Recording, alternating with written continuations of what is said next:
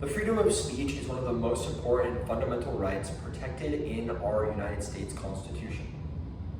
We can see that this has been the case ever since the founding of our great nation, as after the Declaration of Independence in 1776, the authors of our Constitution gathered in the first and second constitutional conventions, and during which they enshrined as the very first amendment, within that amendment, the freedom of speech. Along with the freedom of speech, however, they enshrined two other very important rights, which were the freedom of religion and freedom of the press. These rights work hand in hand with the freedom of speech to allow the freedom of religious ideas, and they allow the free marketplace of ideas to occur, which the founders viewed as the ability, would give us the ability to build and improve our democracy over time.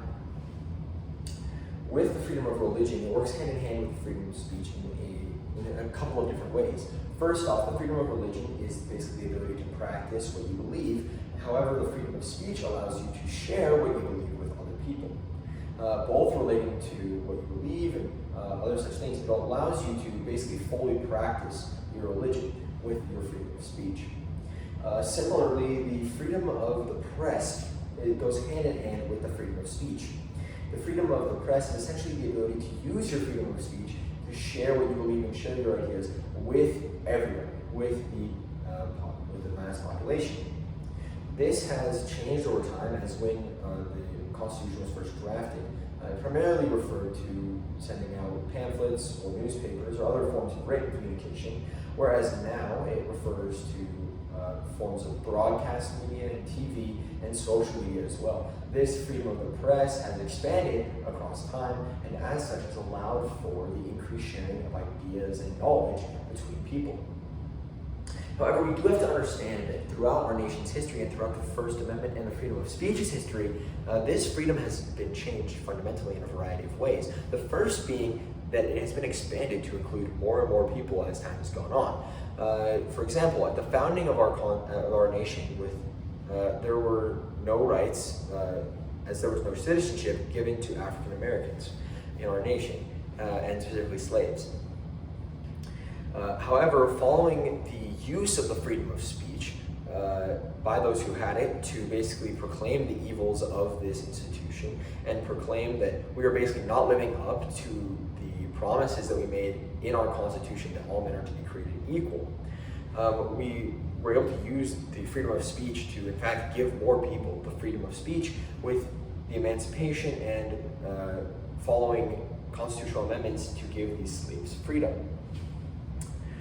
We also have to understand, however, that it changed through court cases and through court proceedings.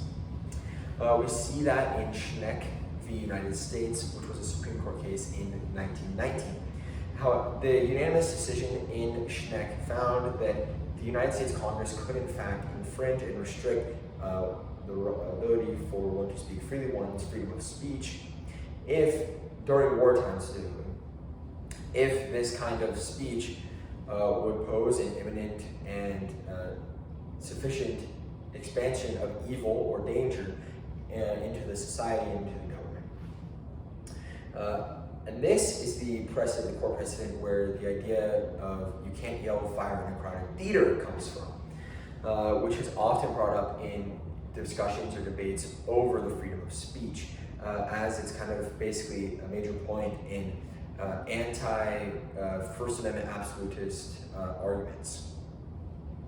However, we are able to see that that is simply not true. This case was actually overturned in a later case in 1942, which was Brandenburg v. Ohio.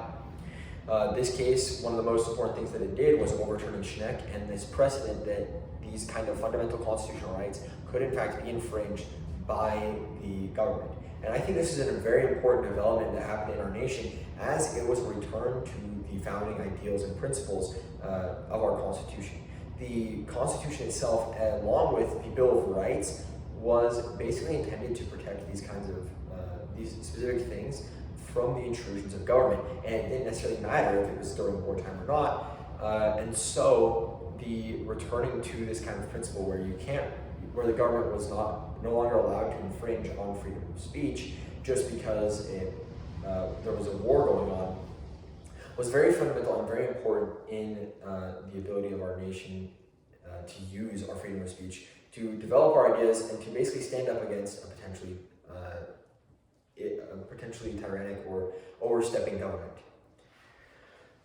We also have to understand, however, that this freedom of speech has played a very important and critical aspect in our nation's history and will continue to do so into the future. The freedom of speech has shaped our nation through putting pressure on our government officials and to changing and bettering our society as a whole. And it is because of this change that it has already initiated and the change that it will continue to initiate that it's important that we protect our freedoms of speech. And that we stand up when we see that other people's freedom of speech are being trampled on or our own. Because with this freedom, we're able to protect our other freedoms in a non-violent and wholesome way.